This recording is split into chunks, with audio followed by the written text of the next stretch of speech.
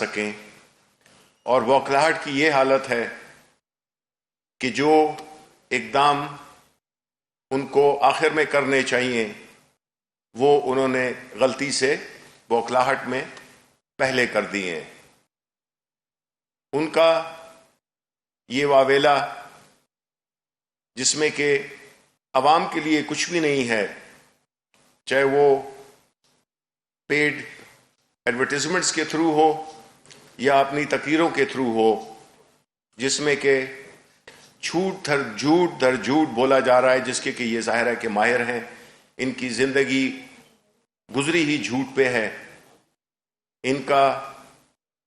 جو ایمان ہے وہ پیسہ ہے، اور انہوں نے اپنے ادوار میں جتنے بھی لیڈران ہیں، لیکن ان میں 3 بنیادی کردار ہیں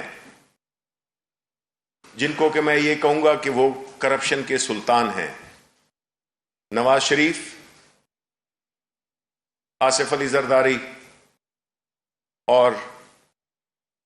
مولانا 12ویں کھلاڑی مولانا فضل الرحمان۔ یہ وہ لوگ ہیں جنہوں نے کہ مختلف ادوار میں اس قوم کا پیسہ لوٹا اور اپنی سیاست، نہ صرف اپنی سیاست بلکہ پاکستان کی جو سیاست کا ماحول ہے اس میں کرپشن، اس میں پیسہ لانا، پیسے کی سیاست یہی لوگ لائے۔ جوڑ توڑ کی، لوگوں کو خریدنا، لوگوں کو بیچنا، یہ ان کے ادوار میں شروع ہوا۔ ملک کے سیاسی کلچر میں ایک ایسی منافقت کا کلچر پھیلا دینا جس سے کہ اس ملک کی جو بنیادی جو ایک اقدار تھیں، سماجی اقدار تھیں، ان کو ملیاں میٹ کیا اور ایک ایسا ماحول بنایا جس میں کہ صرف پیسے والے لوگ سیاست کر سکے، اور اس سیاست کو آگے کرنے کے لیے انہوں نے کرپشن پہ کرپشن کی، اور پھر ان کی جو ذاتی ہوس تھی اس کو بھی اب انہوں نے ٹھنڈا کرنے کے لیے ایسے نئے لیول کرپشن کے کریٹ کیے جس سے کہ انہوں نے وہ پیسہ جو کہ انہوں نے یہاں سے لوٹا دوسرے ملکوں میں انہوں نے منتقل کیا، وہاں پہ جائیدادیں خریدیں، وہاں پہ بینک بیلنس رکھے، اپنی اولادوں کو بھی باہر بھیجا، اور آج وہ پاکستان سے عوام سے قربانی چاہتے ہیں۔ اور ساتھ ہی ساتھ میں اب یہ تو ان کو بھی یہ پتہ چل گیا ہے کہ جو کہ گلگت بلتستان میں ان کے ساتھ ہوا، اب یہ جو سارا پریشر ہے وہ اس لیے ڈیولپ کر رہے ہیں کیونکہ 2 سال تک یہ چپ رہے، مختلف طریقوں سے انہوں نے ہمیں اپروچ کیا، مختلف طریقوں سے انہوں نے ہم پہ پریشر ڈالا کہ کس طرح سے ہم ان کے جو کرپشن کے مقدمات ہیں ان پہ ہم ان کو NRO دے دیں۔ لیکن جب یہ بالکل فیٹ اف کے بعد بالکل ان کو یقین ہو گیا کہ اب ہمارے پاس کوئی اور صورت نہیں ہے سوائے اس کے کہ ہم جتھے لے کر، جلسے جلوس کر کے، گالیاں دے کر اور ایک ایسا ماحول پیدا کریں جس میں کہ انہوں نے ایسے لوگوں کو بھی آگے لگا دیا ہے جن کا نہ لینا ہے نہ دینا ہے، اور ان کو ایسے فیصلوں پہ مجبور کر رہے ہیں یہ کہ وہ استعفے دیں۔ ایسے حالات میں یہ سب کو پتہ چل گیا ہے کہ مختلف پارٹیز ہیں اور ان کی مختلف سمتیں ہیں، اور جن کی مختلف سمتیں ہوں ان کی منزل ایک ہو ہی نہیں سکتی ہے۔ یہ کہنا کہ ہمارے ساتھ کوئی رابطے میں ہے، ہمارے بالکل نہیں ہے، یہ جھوٹ ہے۔ یہ اپنے لیے ایک راستہ مانگ رہے ہیں، ٹھیک ہے، اگر ان کو راستہ چاہیے وہ ہم ان کو دے دیں گے، لیکن راستہ ہم ان کو ان کی جو اس وقت کی سچویشن ہے اس کی بات کر رہے ہیں، ہم NRO کی بات نہیں کر رہے، وہ ان کو کبھی عمران خان نہیں دے گا۔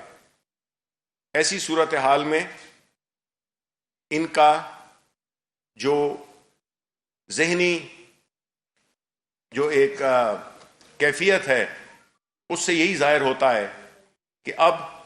یہ آر پار کی باتیں کرنے لگے ہیں، یہ ایسی باتیں کرنے لگے ہیں جس میں کہ ان کو پتہ ہے کہ ان کی سیاست ہمیشہ کے لیے دفن ہونے والی ہے۔ یہ اپنے آپ کو بند گلی میں لے آئے ہیں، استعفوں کا ڈھونگ انہوں نے رچایا ہے. بالکل دیں، استعفے دیں، ہم پہ کوئی پریشر نہیں ہے، لیکن دیں پھر صحیح طریقے سے دیں، صرف دکھاوا نہ کریں. یہ نہیں ہے کہ ہم نے اس کو بھیج دیے اور انبار لگ گئے ہیں اور کاغذ جمع ہو گئے ہیں. 160 کاغذ کا کیا انبار ہوگا میکسیمم. تو اس قسم کی صورتحال میں ان کا یہ ایک آخری داؤ ہے جو کہ یہ خود بھی مان چکے ہیں. انشاءاللہ ان کا یہ داؤ ہمیشہ کی طرح ناکام رہے گا، اور ان کی جو یہ سیاسی جو ان کا مستقبل ہے، خاص طور پہ مولانا فضل الرحمان اور نواز شریف، ان کو پتہ ہے کہ وہ ایک ڈیڈ اینڈ سٹریٹ پہ آ گئے ہیں. اب یہ پیچھے بھی نہیں مڑ سکتے اور نہ یہ آگے جا سکتے ہیں. مولانا فضل الرحمان، جن کا کہ میرے کولیگ ہمارے منسٹر علی امین گنڈا پور، جو کہ ان کے علاقے سے بھی تعلق رکھتے ہیں، جن کو کہ انہوں نے شکست دی اور ان کے سیاسی مستقبل پہ تالا لگا دیا، تو یہ آپ کو بتائیں گے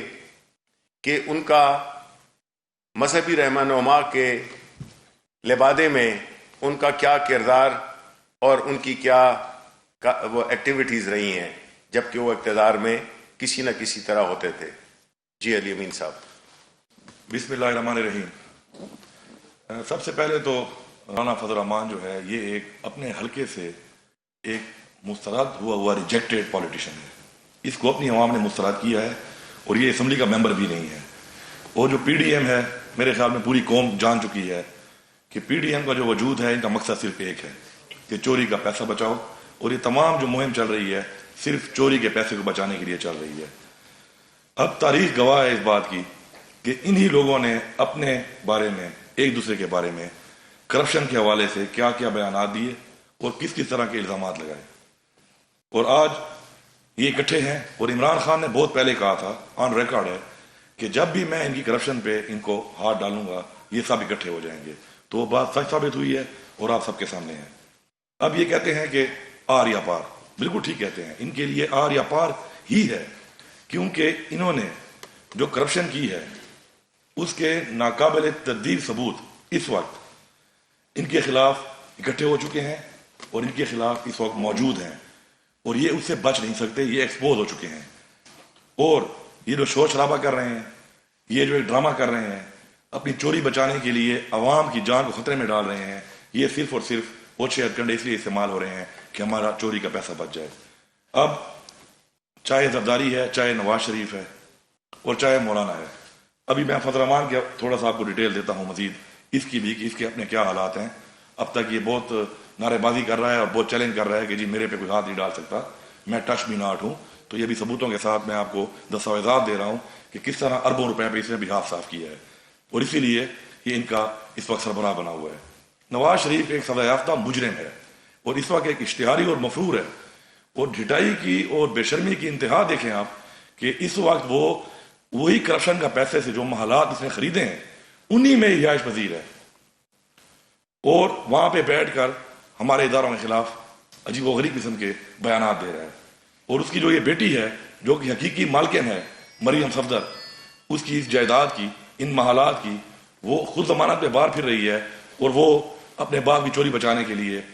یہ جلد سے جلوس کر کے عوام کی جان کو خطرے میں ڈال رہی ہے. اب چوروں کا سردار کون ہوتا ہے؟ ظاہری بات ہے چوروں کا سردار اسی کو بنایا جاتا ہے کہ جو چوری میں مہارت بھی رکھتا ہو اور چوری چھپانے بھی مہارت رکھتا ہو. اسی لیے انہوں نے اس فضل الرحمان کو اپنا سردار بنا لیا ہے، اور یہ وہ فضل الرحمان ہے جس نے سیاست کی آغاز کی اسلام کے نام پہ. اور آپ سب کو یاد ہوگا کہ جب بے نظیر آئی اور اس کا وقت تھا تو اس نے ایک فتویٰ دے دیا کہ عورت کی حکمرانی اسلام میں حرام ہے. پھر ڈیزل کے پرمٹ لے کر اس نے وہ فتویٰ ختم کر دیا، اور آج یہ وہی شخص ہے کہ اپنی ایک طرف اس نے مریم کو بٹھایا ہوا ہے، ایک طرف آسفا کو بٹھایا ہوا ہے، اور عورت کی حکمرانی پہ فتویٰ دینے والا کہ حرام ہے آج عورتوں کے درمیان میں بیٹھ کر وہ جو ابا اور بچاؤ جو تحریک چل رہی ہے، کرپشن بچاؤ تحریک چل رہی ہے، اس کا سربراہ بنا ہوا ہے۔ اب اس کے بعد اس شخص نے متواتر ہر حکومت کا حصہ بن کر اربوں روپے لوٹا ہے۔ اربوں روپے کی جائیدادیں جو ہیں وہ اس نے لوٹ مار کر کے کمائی ہیں بینامی۔ اور یہ جو میں آپ کو لسٹ دے رہا ہوں، اتنی لمبی لسٹ ہے کہ میں ڈیٹیل میں جاؤں تو میرے خیال میں تقریباً 2 گھنٹے لگ جائیں گے، اور یہ تمام ڈیٹیل جو ہے یہ میں آپ کے حوالے کر رہا ہوں، اور میں اس کو چیلنج کرتا ہوں کہ یہ الزام نہیں، یہ میرا دعویٰ ہے کہ اگر یہ کہتا ہے کہ یہ جھوٹ ہے، مجھے عدالت میں لے جائے، ڈیفیمیشن کا کیس کرے میرے اوپر، میں عدالت میں یہ تمام جائیدادیں اس کی ثابت کروں گا۔ اس کے علاوہ مزید کام بھی میں کر رہا ہوں،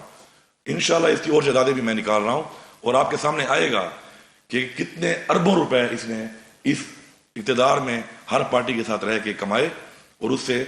آج تک یہ کہتا ہے کہ نہ میرا کوئی کاروبار ہے، نہ اس کے بچوں کا کاروبار ہے، نہ اس کے بھائیوں کا کاروبار ہے، لیکن یہ اربوں روپے کہاں سے آیا، کیسے آیا، اس کا کوئی جواب نہیں ہے، اور یہ سمجھ چکا ہے اس بات کو کہ اب میرے اوپر گھیرا تنگ ہو رہا ہے،